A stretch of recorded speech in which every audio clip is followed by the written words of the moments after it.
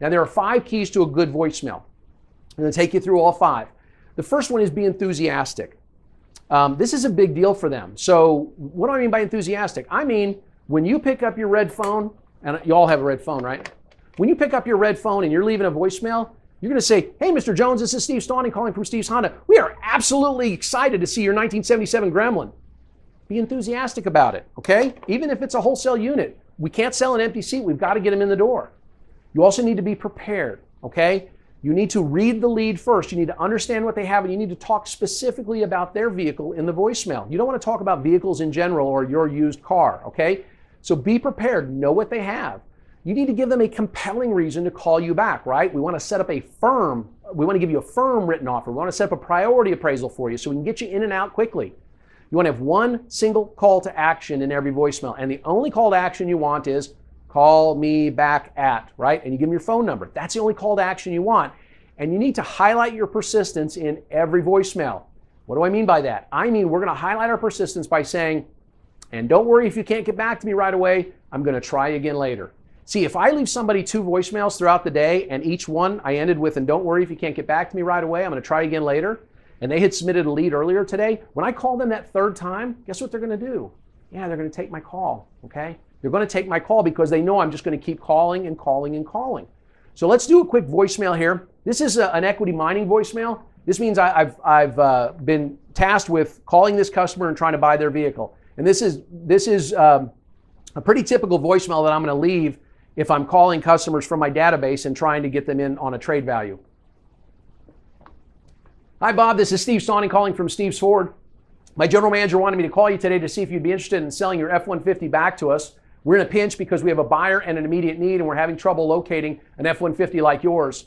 Anyway, Bob, please call me back so we can get you a written offer, or written appraisal rather, on the truck. My number is 555-1212. Once again, that's 555-1212. And don't worry, Bob, if you can't get back to me right away, I'll try you again later. Thanks, and talk to you soon. So that's a very typical equity mining voicemail that we might leave. Now, I want to be clear on a few things. I'm not ever going to lie to a prospect. So I just called this guy and I said, my general manager wanted me to call you today. Is that true? Ask your general manager. It's absolutely true. Your general manager wants you to call every day, okay? Then I said, we've got a buyer in immediate need for his F-150. Is that true? Absolutely. Our buyer is probably our used car manager, but that's our buyer. We've got a buyer and we have an immediate need because we're in the car business. We always have an immediate need. But let's look at my 5 keys to a good voicemail. I was enthusiastic, right? I was prepared. I knew he had an F-150, okay? I gave him a compelling reason to call me back. Call me back so we can get your written appraisal on your truck, right? We're in a pinch. We have a buyer in immediate need. Those are the compelling reasons. I gave him that single call to action. Anyway, Bob, please call me back so we can get your written appraisal, right? Call me back.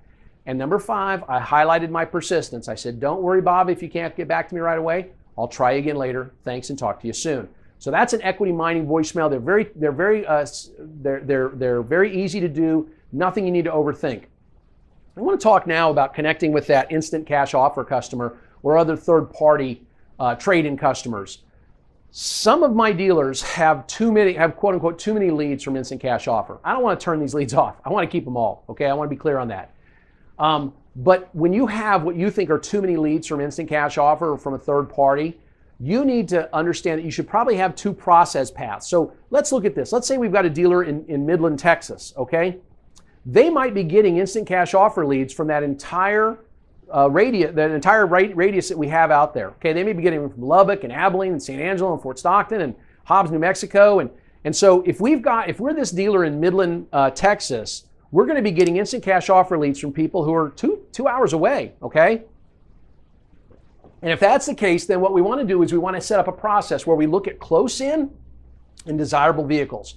You choose what close in means and you choose what desirable means. So for example, close in, it'd be Odessa, right? Midland, that would definitely be close in. Desirable would be something that's in my core, right? Some piece of inventory that I need. If I'm a Honda dealer and someone has a 14 Civic that's got 12,000 miles on it, that's a desirable unit. So even if they're in Lubbock, I'm going to make 6 calls to them until I get a hold of them. But you don't want to make 6 calls to every prospect. We need to be realistic, right? It's a 2-hour drive from Lubbock. If somebody has a 77 Gremlin in Lubbock that they've completed the instant cash offer form on, I'm making 1 call tops, okay? And if I don't get a hold of them, I'm leaving a voicemail, I'm telling them how they can get back to me, and that's it. So we want to have two separate processes. One for people who have desirable vehicles or they're close in. Those are the people that I'm going to make 6 calls to over the course of those 11 days. And then I have another process for people that are far away or have vehicles that, listen, my used car manager wants nothing to do with, okay? And those people are going to get maybe 1 phone call, maybe 2 tops, because by 2 calls I've connected with 70% of the people who are willing to reconnect with me. So 2 calls tops, and then after that the emails take over.